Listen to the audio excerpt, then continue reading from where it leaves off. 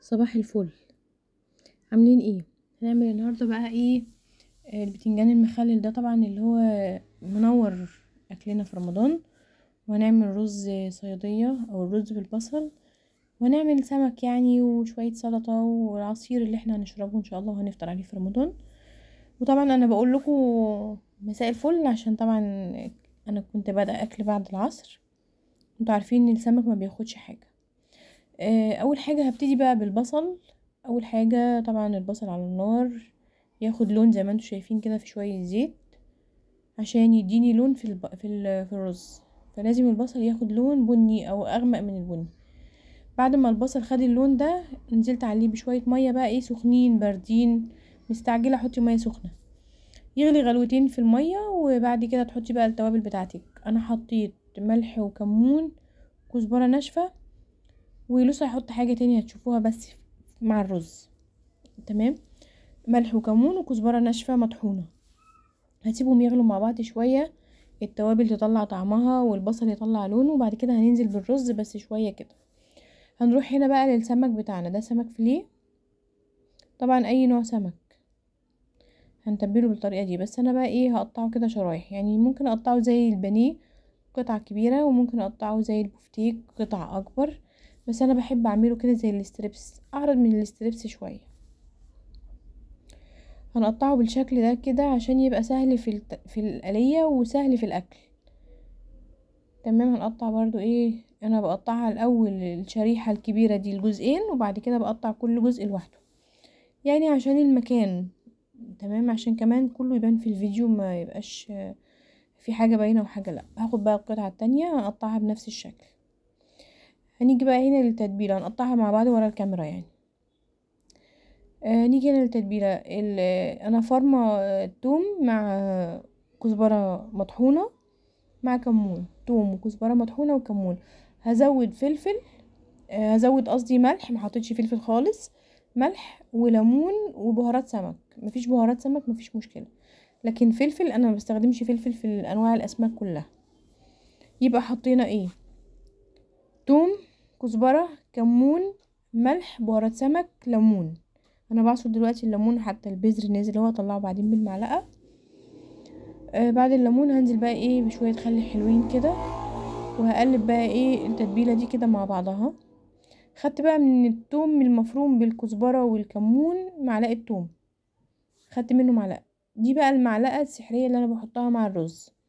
بحطها كده ني في ني، مش بقى احمرها مع البصلة، بتديني طعم وريحة حلوة جدا. هقلب بقى معلقة التوم والكزبرة والكمون كده مع بعض في المية، وبعدين هنزل بالرز بتاعي واسيبه بقى لما يشرب ويستوي. تمام. هنرجع بقى للتتبيلة تاني عشان نسيب الرز بتاعنا يستوي براحته. نرجع بقى للتتبيلة، هنقلب بقى التتبيلة كده مع بعض ونحط فيها السمك بتاعنا. هننزل بقى ايه بالسمك اهو. بصوا بقلبها كويس، بفكك بقى التوم عشان التوم ده كان توم مفرز. هننزل بقى بالسمك كده، نحط كل كمية السمك ونقلبه. انا كنت بدأت في الاكل كانت حوالي الساعة 4، يعني عقبال ما عملنا الرز وتبلنا السمك كانت بقت 4:30. فهنسيبه في التتبيلة لغاية مثلا 5:30 وهنبتدي نقليه، يعني هنسيبه في التتبيلة ساعة اهو. بصوا هنقلب بقى كده بالشكل ده، نقلب حلو عشان كله يتشرب التتبيلة الملح والتوابل، ما يبقاش حتة مثلا عدمة وحتة ملح. عقبال بقى ما يتبل هنكون ايه حمرنا كده بتنجان. هنعمل بتنجان مخلل جنب الاكل، او بابا غنوج او طحينه، بس انا ما عملتش ولا بابا غنوج ولا طحينه. انا كان عندي البتنجان ده فقلت احمره كده واخليه جنب الاكل. هنحمره كده في الزيت وهنعمله التتبيله بتاعته. التتبيله دي عباره عن فلفل حار، توم، ملح، كمون، كزبره، يعتبر نفس التتبيله بتاعه السمك. بعد ما فرمنا التوم مع الفلفل والتوابل حطينا عليهم طماطمايه كده متقطعه وهنفرمهم برضو مع بعض، وبكده يبقى التتبيله جاهزه. بس هنحط عليها كمان نص ليمونه او ليمونه، وكمان هنحط عليهم معلقتين 3 خل كده عشان يبقى ايه البتنجان بتاعنا كامل من كل حاجة. يعني يبقى التتبيلة كده جاهزة، نستنى بس البتنجان لما يطلع من الزيت. هنطلع بقى البتنجان كده من الزيت.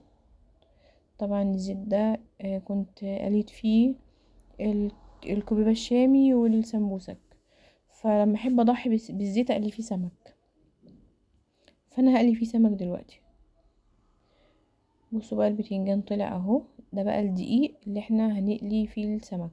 الدقيق ده دقيق مبهر، عليه ملح وكمون وكزبرة ناشفة ومعلقة كركم ومعلقة نشا.